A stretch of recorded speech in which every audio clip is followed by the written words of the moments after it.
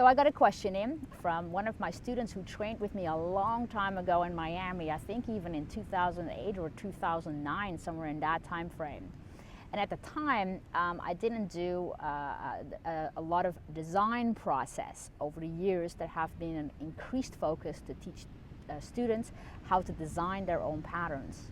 Even in the last 3 to 4 trainings, I have outlined the underlying process that I personally use in order to create really good patterns. I actually use, in very loose terms I would say, the Disney model for that. Now, this is what I do. First, I put on the hat of the Imagineer. I focus on the end goal, not so much if the pattern would work or not, or that the sequence is right or something like that. The Imagineer only focuses on the big picture. Now, it's not cool to use entire patterns. If anything, you don't end up being very custom. You end up being just like the students that trained with all the courses that are trying to do design but never actually learned it. I actually take pieces. What about 2 perceptual positions, let's say? I want to use that. I want to maybe use a piece of submodalities where I enhance images to make them bigger and brighter and increase the sound or something like that.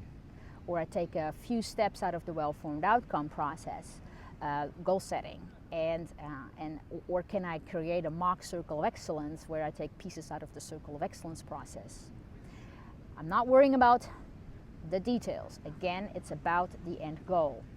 I slap these things together and see, okay, well, I need these pieces in order to make sure that I have a really cool, imaginative design. Then I put on another hat. That hat is where I sort of step into the client. This is not about the goal that I have in mind. This is about the process that I worry about at this moment in time.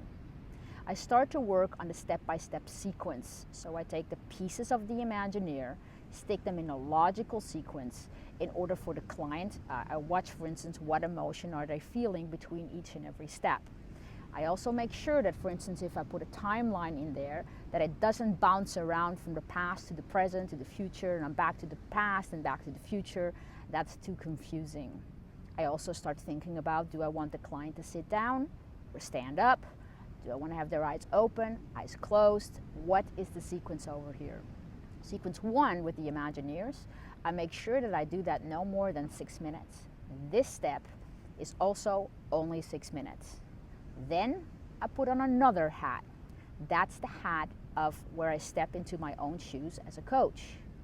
This is where I start worrying about the detail. So now I have the imaginative process that I got from the Imagineer hat.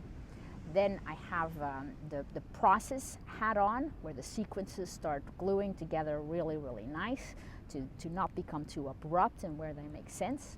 And now I'm starting to worry about the execution. I step into my own shoes as a coach. Is this a working design? Can I execute this?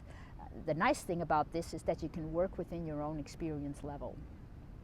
Once I've done that, I start to think about where I need to find solutions. Let's say sequence doesn't quite gel together for me, or I'm not sure if I should do part of the process sitting down. What do I do? Eyes open, eyes closed?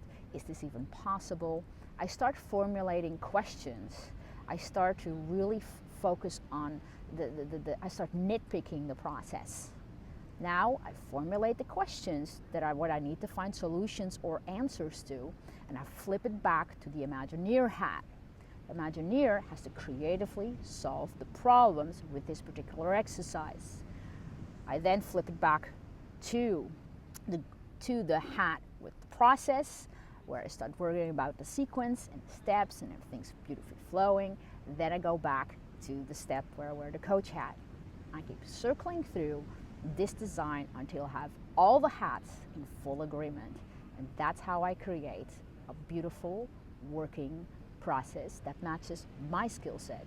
So I invite you to create patterns for which you can give custom work to each and every client based on your meta modeling, and you can create something that is within your skill level.